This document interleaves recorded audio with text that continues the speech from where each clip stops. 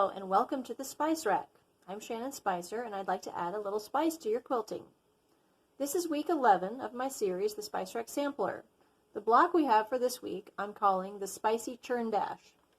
You can download a copy by following the link in the description.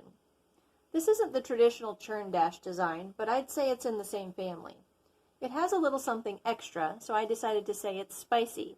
I thought it fit well with my name, the Spice Rack, and this series, the Spice Rack Sampler. We'll use some techniques we've learned previously with other blocks, strip piecing, sub-cutting, half-square triangles, and there's a little something new with this block too. So let's get started. We have a variety of pieces for this block. We've got some rectangular pieces here, lots of these squares and the small square, some bigger squares and some triangles. I'm going to set all those aside because first we need to do some strip piecing with these two rectangles. So we will do right sides together and sew along the edge with a 1/4 inch seam and then press open. Okay, there we have our piece, our first piece sewn together. If this looks odd to you, realize that I reversed the color scheme. In the image shown and the pattern, I show the main design of the churn dash in the light color, and I decided for my block to do it in the dark color. So if you're doing it according to the pattern, you would have a larger rectangle that's dark and a smaller rectangle that's light. Now we're going to subcut this piece into the sizes that we need for the pattern. And note with this piece, I didn't give you any extra leeway. I've given you extra on other strip piecing that we've done because it can get a little wonky, but since this is just one line, I don't think it'll, get wonky on you. So it's just the exact size that you need. Okay, now we have 4 of these pieces. We've cut them. These are the center pieces of the block. They will go like this around this center piece, but we can't do anything with them right now, so we're going to set them aside. Next, we're going to take our dark and our light square that we have. We just have 1 of each, and we're going to make 4 half-square triangles out of this using the 4 at a time method that we've done in several other blocks. We put right sides together. We start a 1/4 inch in, and we sew all the way around the perimeter, all the way back to the beginning, using a 1/4 inch seam allowance, and then we're going to cut it into 4 pieces. Okay, now that we have this piece sewn all the way around the edge, we're going to turn it and cut it. We want to cut from point to point and then move our ruler and not budge the piece and cut from point to point again. I go into a little more detail on this on a past video if you'd like to go back.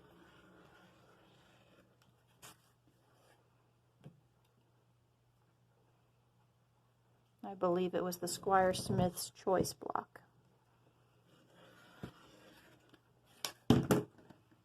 So we have 4 pieces, and then we will press those open and we will trim them. Well, first we've got to get them open. We will press that open and then trim it to the size indicated in the pattern. It's a tad bit big on purpose so that you can trim it down and it will be exactly square. No wonkiness. So now you should have 4 half-square triangles neatly trimmed. These didn't really need much trimming, just a tiny little bit, so that they're nice and straight. And then we're going to take these squares that we have. We should have 8 of these. They might be light, they might be dark, they might be whatever color you chose. But we're going to sew these onto the half square triangles. I'm orienting mine like this because these are the corners, the corner pieces of my block. We're going to have bigger triangles, and these are the smaller triangles. So with each of these squares, we're going to sew 1 to this side and press it open, and then we will sew one to the other side and press it open. And I know that looks really strange, but we're going to trim it here on the diagonal, and that's going to be our corner pieces. Squares are easier to work with than triangles, so that's why we're using squares, pressing them open, and then trimming them to triangles. So we will have a little bit of waste on this piece, but not too terrible. I chain pieced these together since they were all the same. All of my triangles were faced the same way, and I just needed to sew a white piece onto one side, the same side. So I did them in a group, in a batch. And now I'm going to press these open after I snip them apart.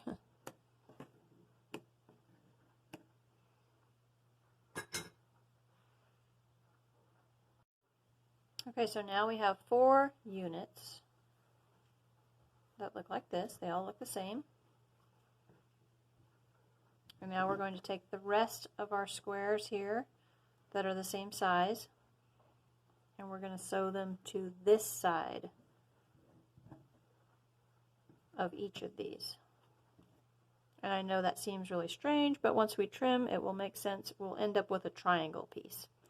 So we would do right sides together, and this should overlap that other piece when we press it open.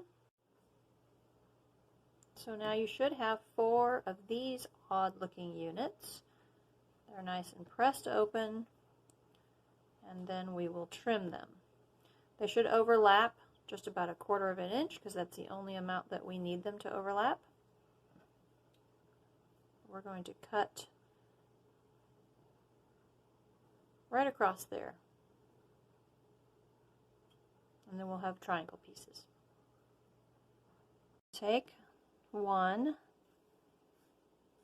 line it up like this, and we want to be 1/4 inch away from the point to trim this line like this. So I would suggest finding a line on your ruler that lines up with this line so that you can make sure you're straight and you're not, you know, a little bit wonky or crooked. So I'm picking 1/4 inch mark line, but I'm also looking at this line over here to make sure that I'm straight. And then I'm going to trim those pieces off. And I'll set them aside for some other use. So you now should have a piece that looks like this, and I believe that's called a bird's nest. Well, maybe it's a bird's nest once it's all completed, because we're going to put it together with a bigger triangle, and then that will be the block.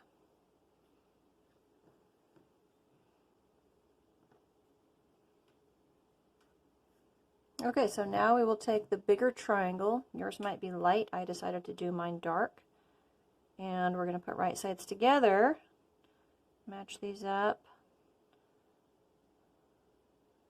and sew 1/4 inch seam allowance along the side, and then we're going to press open. And I did make this triangle a little bit big, so we'll have some trimming room.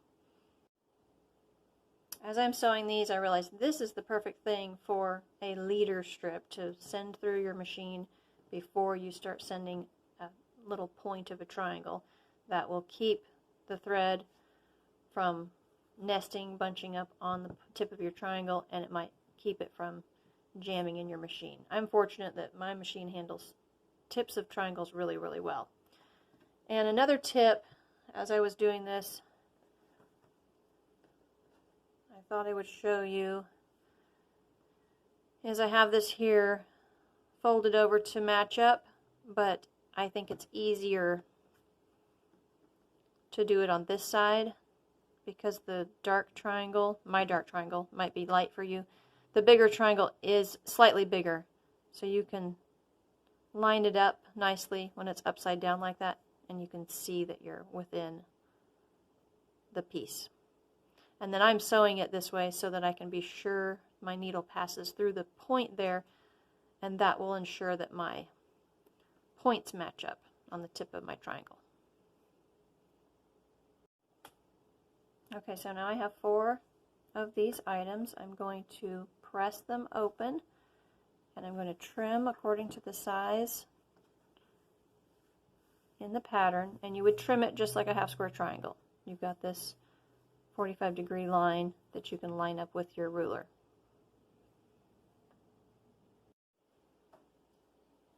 Okay, so now we have 4 of these units, and I think they're called bird's nests, like I said.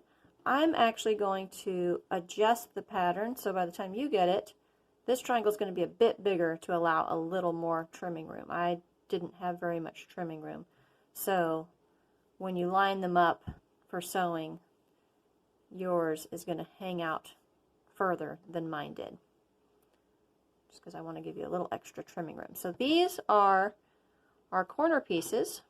I hope you can see that by now. Let's see, let's lay those up there. And then we take our other pieces that we had set aside. We have our center square and these little strips.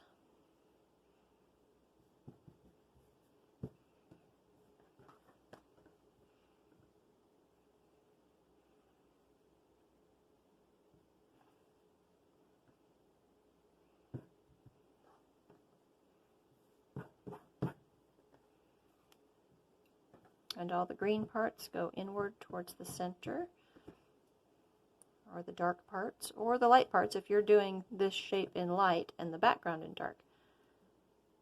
You want to lay it out so that it looks like this, and then, as with most traditional designs, we're going to sew it row by row and then attach the rows together. So I'm going to sew this piece to this and this piece to this to complete row 1, and then complete row 2, which is a skinny row, but it's still a row, and complete row 3, and then I'll attach row 1 to row 2 to row 3. So here are my rows completed. I also wanted to show the back side that I pressed these pieces inward and then this piece outward so that they would nest, and again these two inward. You always want your seams to be opposite on the parts that will match. Alternatively, you can press them open, but I didn't really feel like doing that this time. So now I will attach the rows together to complete the block. So here we have the complete block. I'm calling it the Spicy Churn Dash. I hope you enjoyed this tutorial. Remember, you can download the pattern using the link in the description below, and check out my blog to see a few mock-ups I put together with this block. If you're just now joining me, you can check out my channel to see the 10 other blocks in this series. Next week, we'll be making the final block, the Storm at Sea. I've come up with a method that I think you'll like. It's not foundation paper piecing or paper templates. If you'd like to be alerted when that pattern is released next week, sign up for my newsletter by following the link in the description. Thank you for watching, and let me know what you think of this tutorial in the comments below.